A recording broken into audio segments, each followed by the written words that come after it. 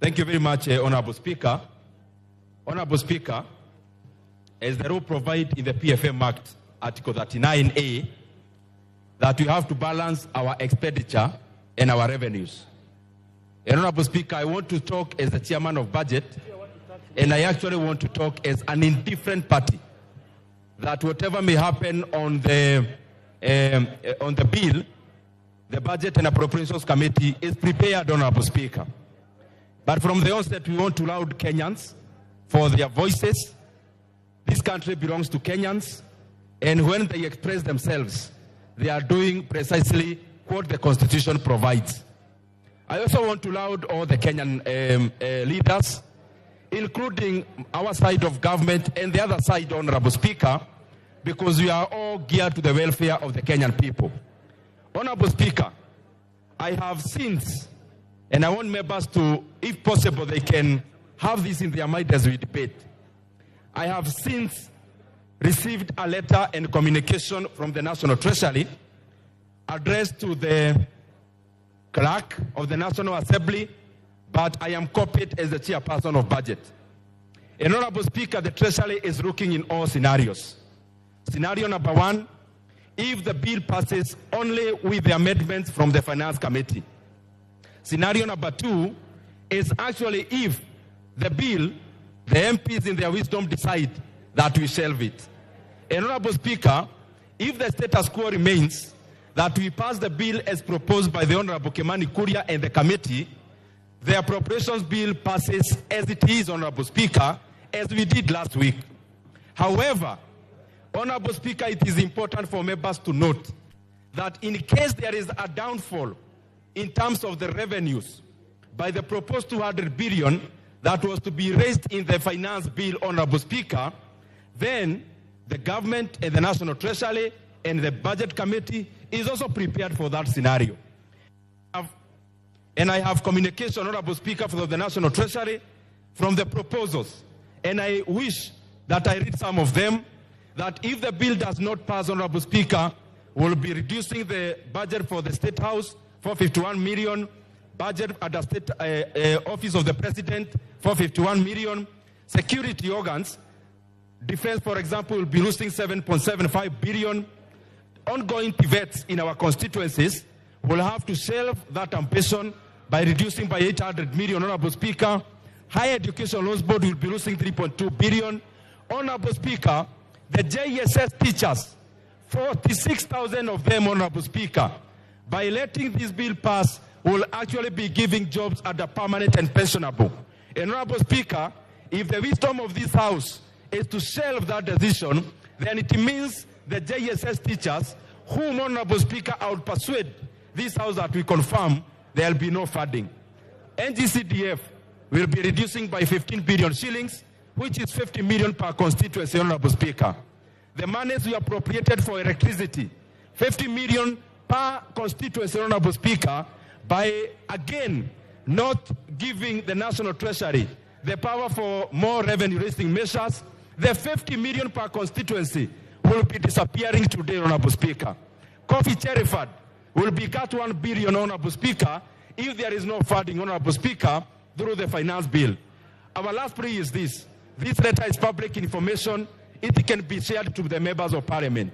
Honorable Speaker, my plea is this, as the chairman of budget, that if it's possible, the House Business Committee can actually bring the appropriations bill this afternoon.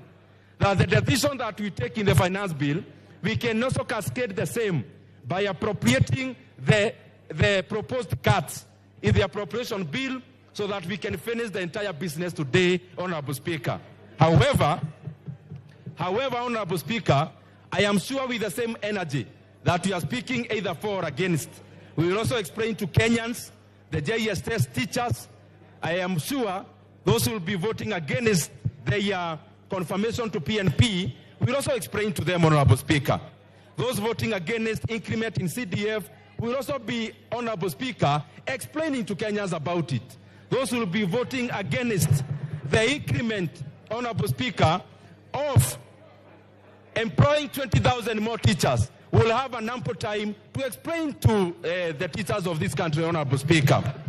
And Honorable Speaker, The proposed cut in terms of roads is 15 billion.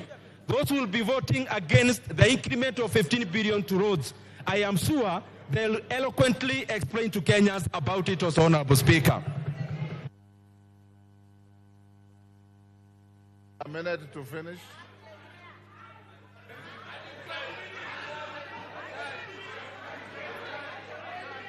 Order. Honorable Speaker.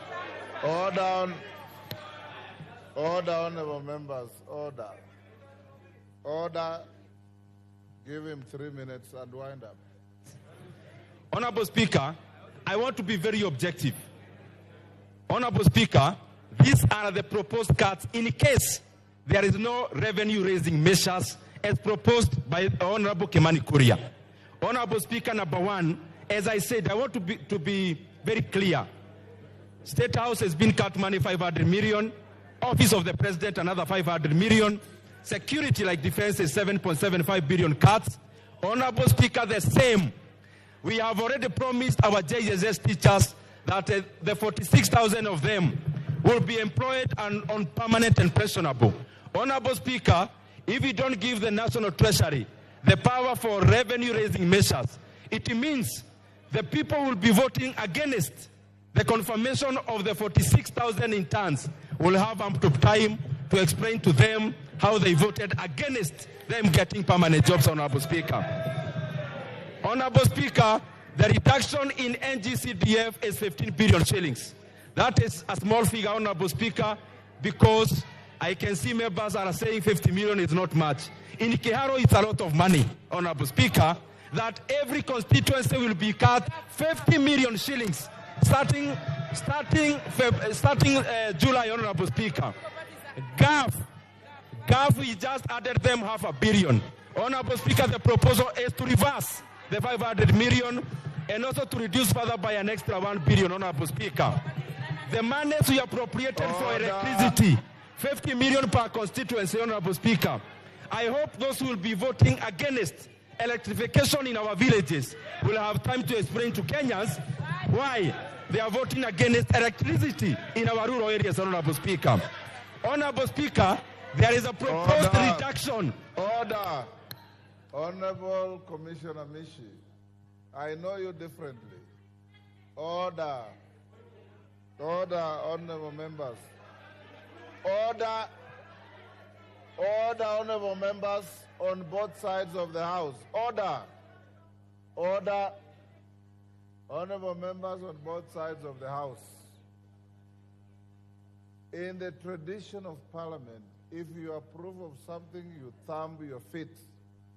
You don't wail and shout as if you are in a rally. This is not a rally.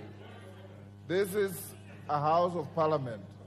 Ndindi, can you wind up? Honorable Speaker, the other thing is that there is a proposed reduction of 1 billion shillings in livestock restocking. From our side, we believe those who lost their livestock deserve to be compensated. Those who will vote against 1 billion that is going to livestock restocking will explain to our pastoralist, Honorable Speaker. Honorable Speaker, also, the monies proposed for reduction for school feeding program is 1.8 billion.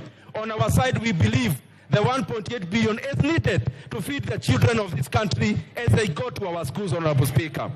Honorable Speaker, the political parties, we can all agree in unison. We are proposing a cut of 900 million. I know that is not contentious. We can agree to cut it this afternoon, Honorable Speaker, because we are also prepared for it. Honorable Speaker, there is a proposed cut of 5.5 billion shillings for cash transfer. Our parents who registered last year deserve to get their cash transfer. Order, time up. Bed Simba.